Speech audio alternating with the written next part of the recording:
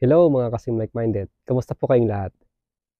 Ito, ako ay nagbabalik upang makapagbigay muli sa inyo ng panibagong kaalaman, sharing, at real life experience na kung saan ay pwede nyo ring magamit po sa inyong personal na buhay.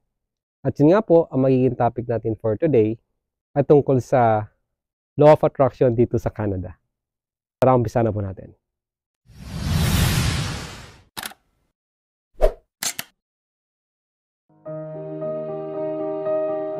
Hello everyone, kamusta po kayong lahat?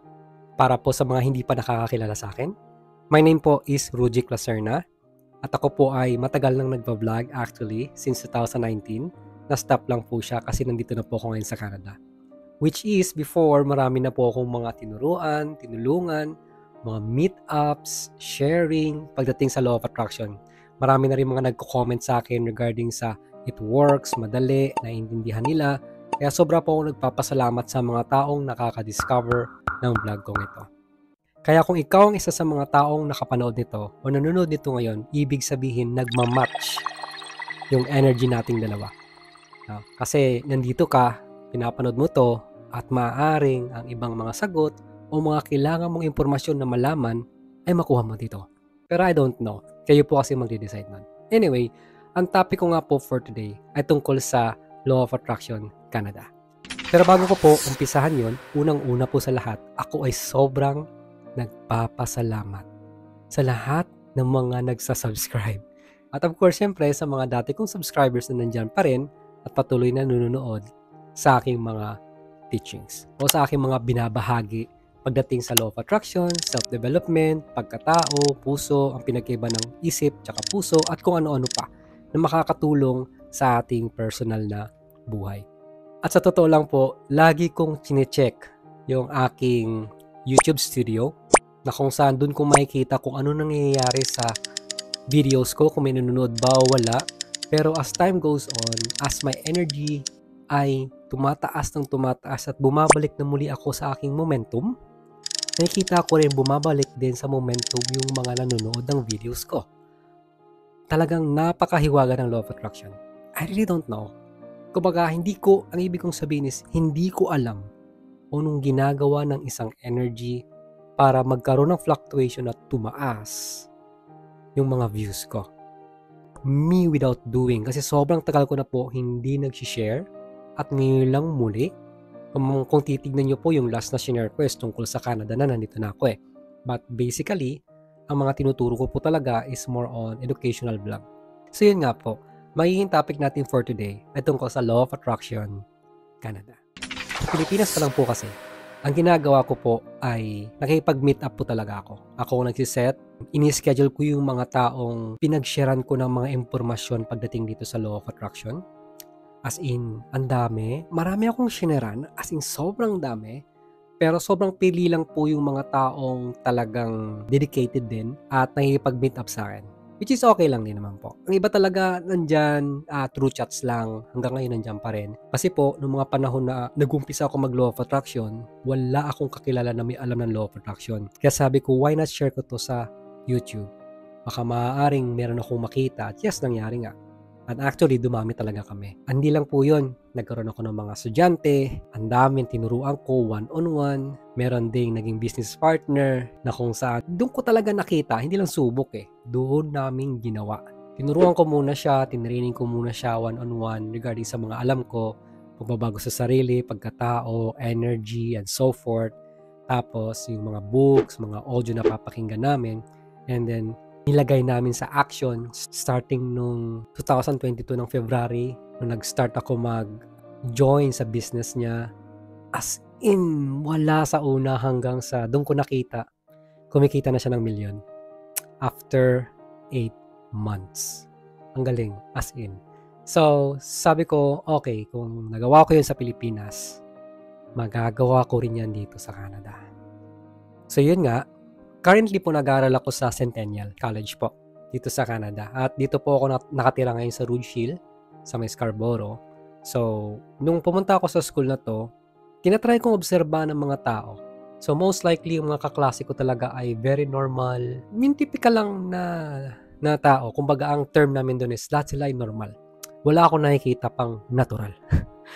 Na magkaiba po kasi yung normal sa natural. Na ang normal kasi, hindi ko alam kung aware talaga kayo sa sinasabing normal. Normal na tao na normal lang na nagagalit, normal lang na naiinis, normal na hindi nila alam ang lumalabas sa kanilang bunganga ng mga salita na kung ano-ano, na akala nila positive sila, but inayaan ko na lang. But anyway, yung natural kasi ng mga tao is nag-observe, nakikinig, they know how to respond, ganyan. But the thing is, pagpasok ko dito sa Canada, sobrang grabing challenging yung energy na naramdaman ko. But anyway, it took months. So ngayon, nakaka-6 na buwan na po ako dito. Before kasi, nung nasa Pilipinas ako, nagiging gento na yung trend ng energy. Ang taas na. Gumaganda na talaga as in. Pagdating ko dito, ganun no, pak, bulusok pababa. As in, nawala.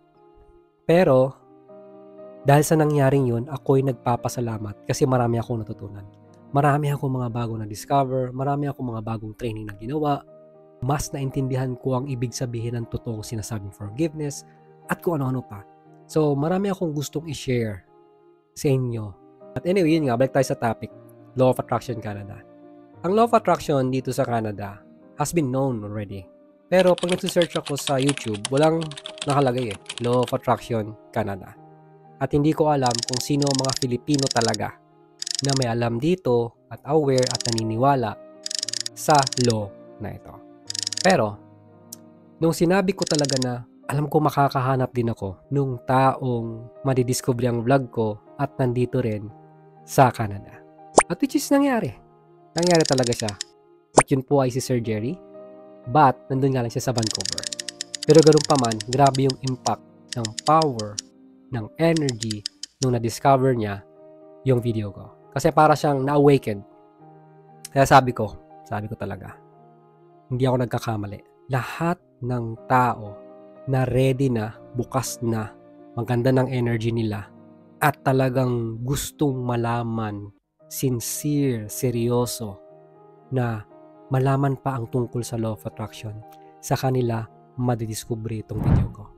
Pero kung yung tipong hindi pa ganon ka-sincere, iba ang video na mapapanood nila. Ang mapapanood nilang video is kung saan nag-explain ng Law of Attraction. Yes, sa Tagalog iba kasi yung English kasi doon ko rin naman galing yon. But karamihan po kasi sa napanood ko na nagpapaliwanag ng Law of Attraction, maganda naman sila pero may kulang. No? Maganda naman but may kulang at some point. But dito sa pinapaliwanag ko, may explanation plus real life experience. Yun po yung ginagawa ko, kinoconnect ko siya. So yun na nga po, kung meron pong mga Filipino na aware sa Law of Attraction na nandito ngayon sa Ontario din o kahit saan kayo sa Canada, sana mag-comment po kayo. Alam ko ma-attract ko kayo. Alam ko mapapanood nyo ito. So bakit ko ginagawa to? Kasi nung ako po ay nasa Pilipinas pa, nung ginagawa ko laging makipag-sharing kami ng mga manifestations, ng mga kagrupo ko, lahat po yan hindi ko talaga kilala yan. Hindi ko rin kadugo.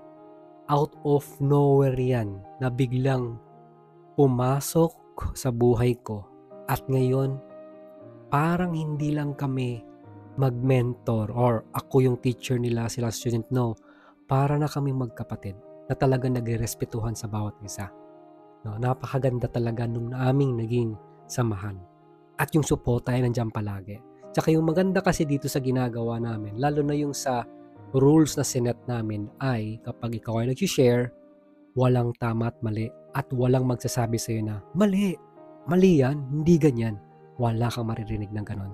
Kundi, always additional. Pag may pinapaliwanag ka at may gusto kaming idadagdag namin yan, ipa-power up ka pa namin, ibuboost ka pa namin kung bakit totoo yan. Ipa-power up ka pa namin, lalo ka pa namin papaapuyin para mas lalo kang maging malakas at para mas lalo mong maramdaman ang energy kung bakit dapat mapasayo at ma-manifest mo yung hinahangad mo na yan sa iyong buhay. Yun yung kagandahan sa sharing na ginagawa namin palagi. Now, with support with each other. So dito sa Canada, kung merong tao na katulad ko na aware sa Law of Attraction, sa mga sharing, sa ganito na mag-meet up, share tayo, bibigyan ko talaga ng priority yan. Magsi-sharing tayo. Alam mo yung masarap kasi sa sharing yan eh. At saka po, pag kami nagsi-sharing sa Pilipinas, ang basic talaga namin yan na oras, 4 na oras palagi. Grabe yan, hindi mo mamamalayan yung oras, tuloy-tuloy yan. Kasi meron po akong ginagawa na kumbaga papasok tayo sa trance. Pag tayo nasa trance, nandun lahat yung energy, hindi mo mapapansin yung sa paligid mo. Hindi mo rin mapapansin ang oras. Magugulat ka na lang, 2 oras na pala. Naka-4 na oras na pala tayo. Ganun po. Kasi meron po akong ginagawang kakaiba para magtuloy-tuloy ang flow ng energy. So ano bang magiging benepisyo just in case, no?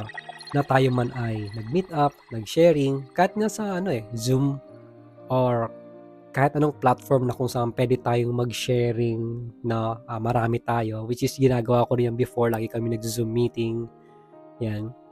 There's a power kasi wala namang time and space. Ano ibig sabihin ka nun?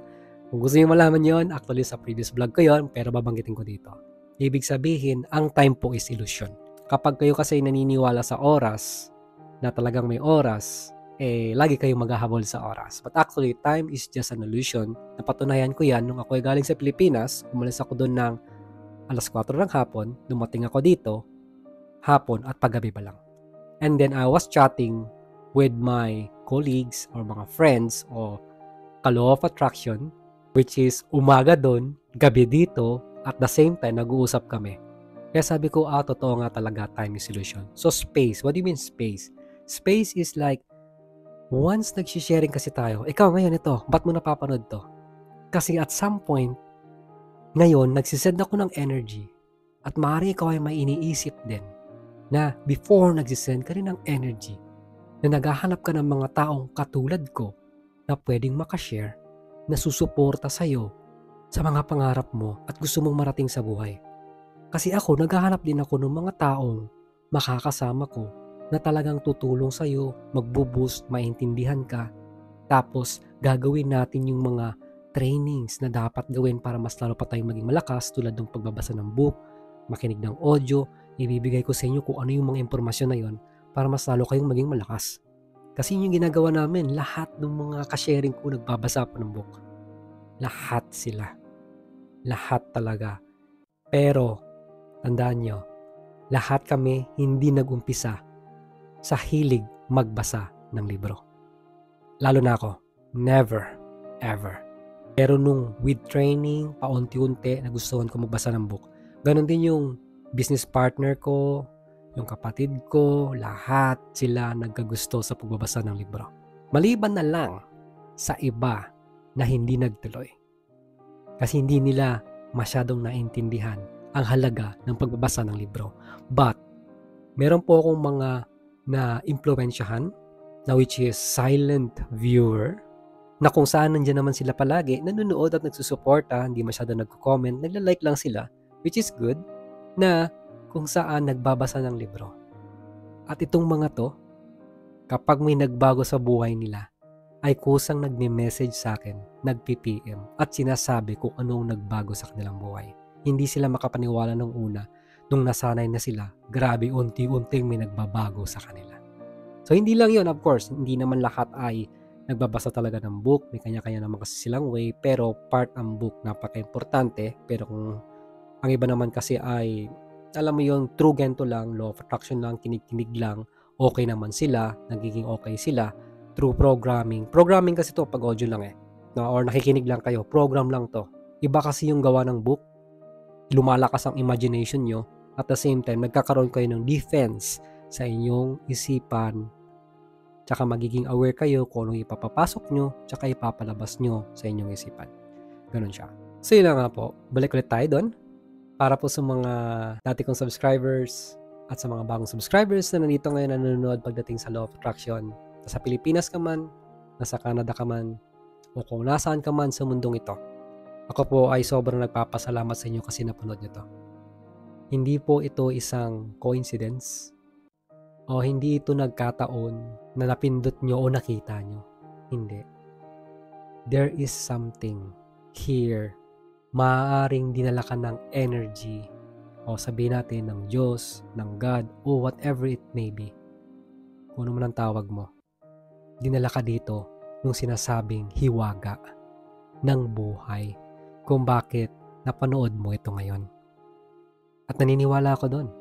Kasi lahat talaga ng mga dumaan sa buhay ko, halos ganyan lagi ang nangyayari.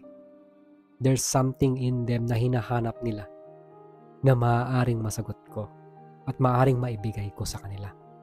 Which is yun po ang aking pinipili ngayon sa buhay. At yun ay makapagbahagi sa inyo. Kaya wala kayong dapat ipag-alala. Lahat dito is more on sharing. Sharing tayo, giving each other information, giving energy, giving love, giving happiness. Lahat na. Guys, hanggang dito na lang muna itong video ko. Pinaplan ko po na ako ay makapag-vlog at least once a week man lang sana. Makapagbahagi po ko sa inyo ng mga kusang binubulong sa akin. Na which is hindi ko halos nasi-share na. Actually, recorded lang po siya sa aking voice record. Nandyan siya. Ang dami kong pwede talaga sanang i-share. Hindi ko lang nasi-share. Dahil marami po akong naging priorities na kailangang harapin. Kailangan kong i-align ang aking energy. Kailangan kong bumalik sa dati kung ano ako. Yung happiness na to. Itong excitement ko sa pag-share sa inyo. At sa susunod po pala, ang magiging sharing ko po dito sa aking channel na to ay puro na po Law of Attraction, money. Magpo-focus na po ako sa pera. Ops, teka lang.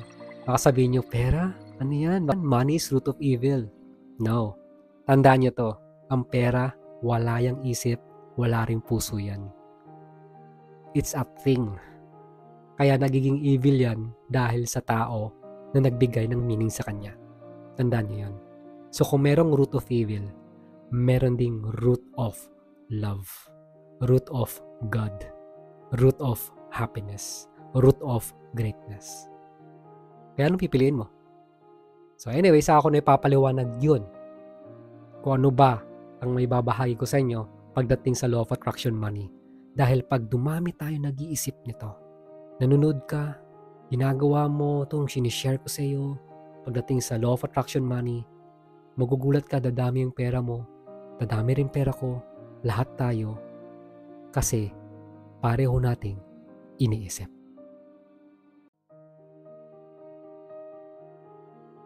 So yun guys, once again, this is Rudy Lacerna.